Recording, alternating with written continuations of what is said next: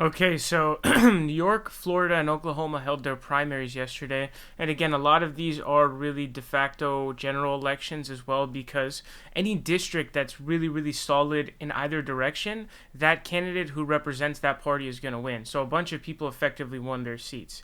So in New York's House District 10, we see another example of progressives vote splitting themselves and then a moderate Democrat winning.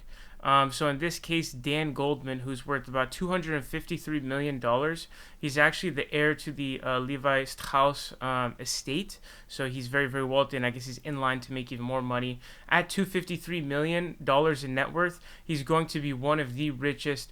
I don't know who's richer than him in Congress. When I read it online, it said one of the richest, but it's like 253 mil. I don't know how that's not the richest. I don't know who's richer than that in Congress. But he is a more moderate Democrat. This is a very progressive district in New York. Also, keep in mind that the state of New York had to redraw its districts after a judge threw out their districting.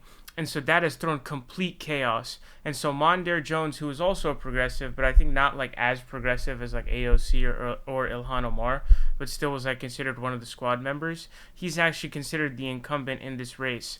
But like it's kind of different districts is my understanding. Like I don't think there's like a true incumbent because the lines got changed.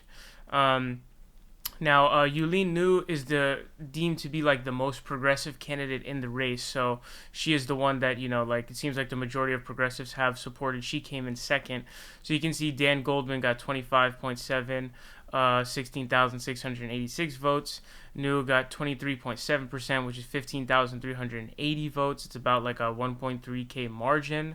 Mondaire Jones got 18.2%. It's 11,777. There were other candidates that pulled good numbers too, like Rivera, who I believe is also a progressive, pulled 16.9. Actually, I'm like 90% sure she's a progressive too. And then Simon also pulled 6.2. So it looks like I think all of these candidates, at least these three candidates, are all progressives. So I think that comes out to around like 65% or something like that when you add up the totals. So basically, what ended up happening is most of the people who voted were progressive, but the moderate guy was able to win because he bought the seat and he benefited from the progressive vote splitting. The only other time I really remember this actually happening was, I don't even remember I think it was Massachusetts, but I can't even really properly remember. But it had a similar thing happen where multiple progressives vote split each other. And then, is it vote splitted? Vote splat? There's no way it's vote splat.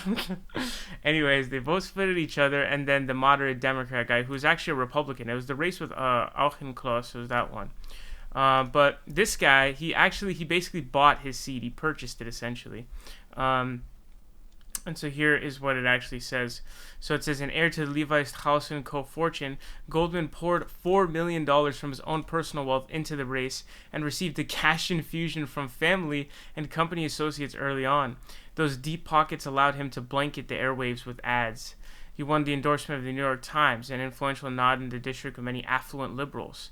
And so it says at the end they started to go after him. His progressive opponents started to go after him. But I just believe that, progressives need to be more strategic in general. I think that a lot of progressives will focus too much on virtue, and especially like in a fake virtuous way, as opposed to really trying to focus on being strategic and intelligent in terms of your maneuvering, especially with politics. Politics is a game and you have to play it. Now that's, you may say, oh, well, people's lives are on the line, the Medicare for all. Yeah, that's even more a reason to play the game, because you have to say you're saving lives, right? That's how important the issues are. And so in a situation like this, someone has to talk to each other or figure this out and be like, okay, I'm going to bow out or I'm going to endorse this person because we don't want the moderate Democrat to win. And so if you're somebody who genuinely cares about the progressive movement, if you're like an anti-Jimmy Dore, for example, right? You would bow out because you actually believe in getting progressive things done instead of just self-vanity and just aggrandizement, or whatever it may be. So not a good thing that went down. You got a seat, unfortunately. This could be held legitimately by progressive, could be retained. At least Max Frost was able to get his seat. That's nice. But you're losing a progressive here. How much more progressive is Jones than Goldman? I'm not exactly 100% sure. But, it would have been nice to have gotten Yuh-Line in the seat. And New York is quite a crazy place, honestly, after the redistricting. But Another lesson to be learned, another progressive vote splitting incident, and we need to prevent these in the future.